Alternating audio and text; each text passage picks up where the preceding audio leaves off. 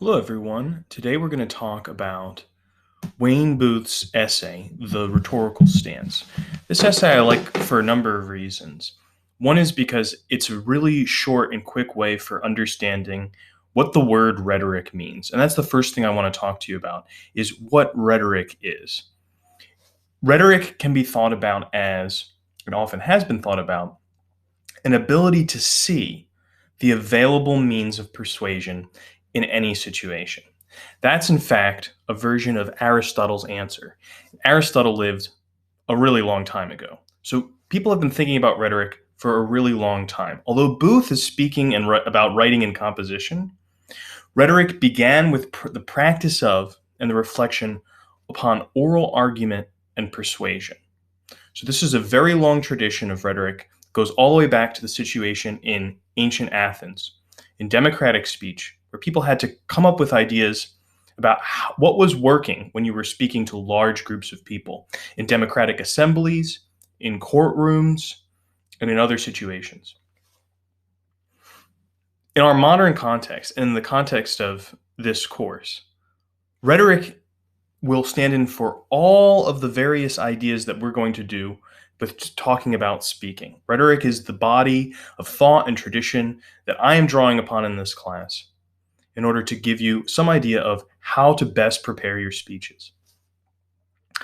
So, one of the key things that everyone wants to focus on when you come into a class is our basic understanding of what a good speech is, which is that you're getting your point across, or as Booth has it in the essay, that you're putting it across, getting a point across.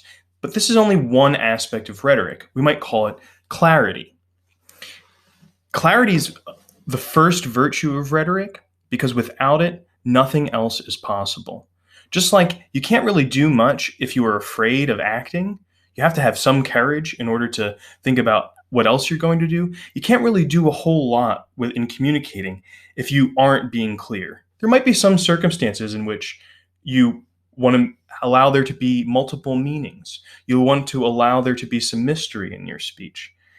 But we are going to be primarily focusing on how to get clarity into communication. We're going to be focusing on that as a fundamental virtue, but it's only one among many. And we're going to explore many possibilities and a variety of virtues in this class in talking about good speech.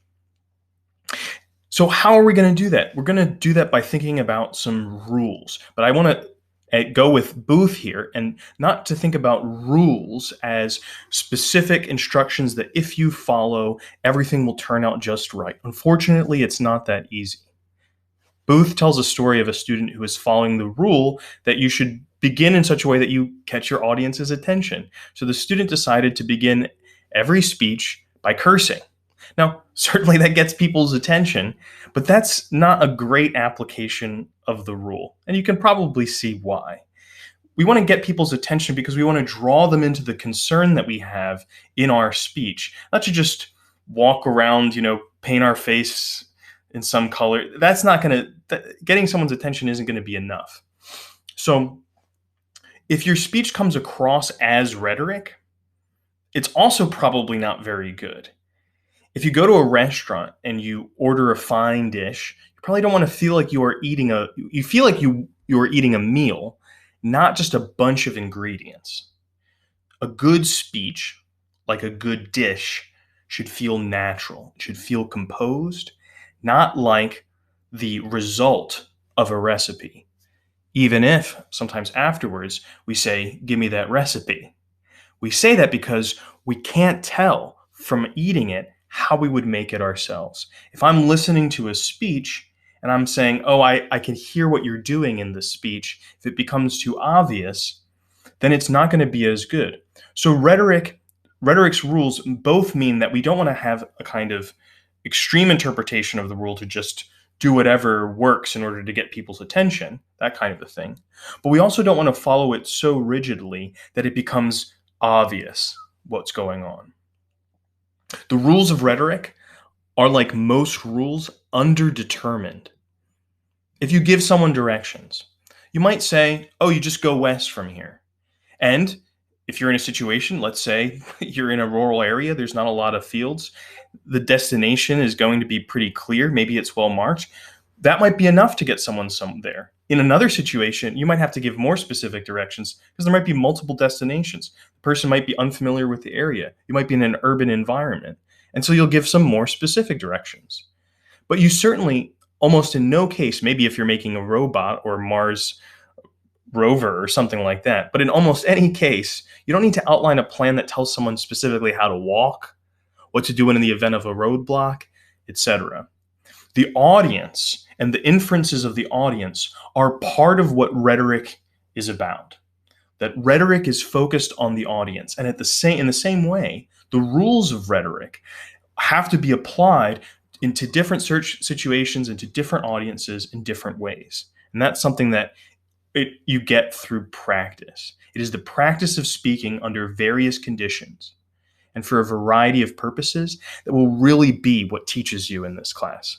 If you try to follow the rules like a formula, you'll probably turn out a speech that is rigid and disappointing.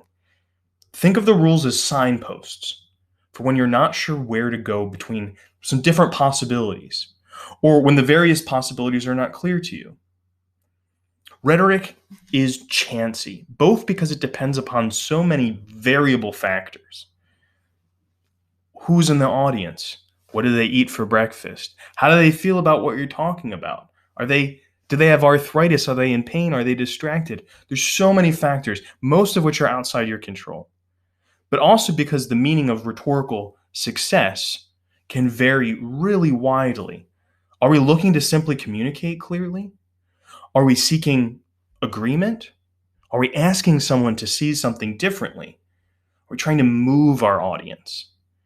But our relationship to the audience is not the only part of the rhetorical stance as Booth outlines it. And that's one of the reasons I really like this essay.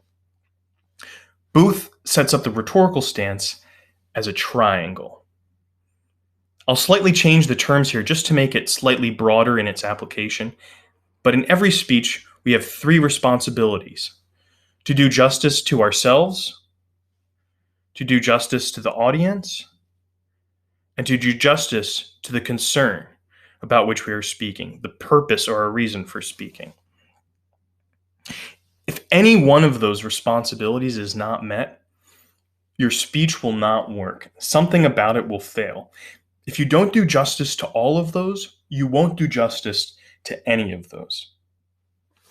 So, for instance, if we fail to account for the audience, Booth says we become like a pedant, someone only interested in the subject and unconcerned whether others are understanding, following, are interested. Perhaps you've had this experience. Maybe you go into a large lecture hall and someone, a master of their subject, someone who's really experienced, they're lecturing on Acadian war implements or the principles of microbiology, but they're just reading, they're looking down, and you have no idea what's going on, and they don't seem to care. They're going to leave it up to the TAs. Maybe you've had some kinds of experiences like that. Or maybe you've been to a job training where things are just being rattled off to you from a list, and you're not prepared to actually implement them. You're not given a chance to ask questions. That would be a situation in which someone's really failing to take account of their audience. But in failing to do that, they also are failing their concern of their subject. If I really cared about Acadian war implements and microbiology or the job training principles, I want those to be carried on into the future by others. And so I should really be interested in the audience. And I'm failing myself. I'm failing my own task as a speaker in doing that. So let's say, what would happen if someone failed to do justice to the concern that they're talking about? This is the advertiser's stance, or I sometimes think about it as the used carsman, the salesman stance, which is a little bit of a stereotype for sure. I'm sure there are many honest used car salesmen out there, and now we have things like Carfax, but you understand the point. I'm trying to get a lemon off the lot.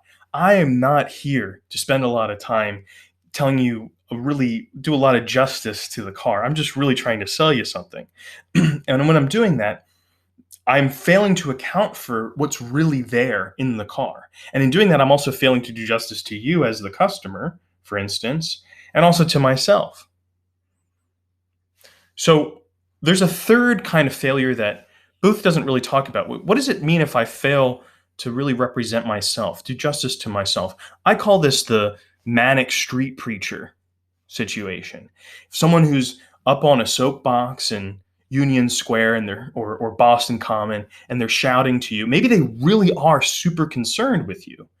They believe your soul is on the line unless you convert to their religion or to their beliefs. They believe that the end of the world is nigh, something like that. But they fail to account for how they're coming off to you and how that affects their message. So there's all sorts of ways that the rhetorical situation can fail, different positions that it can take that don't look right, and therefore it all falls apart. So one of the things that we are going to try to find in this class is that balance between being concerned with the audience, being concerned with our subject, being concerned with ourselves and our relationships with all the various aspects of the rhetorical stance. Thank you for listening to this video. If you have any questions, feel free to let me know, and I'd be happy to answer them in the comments on YouTube, or if you're in the class, on Discord. Thank you very much. See you soon.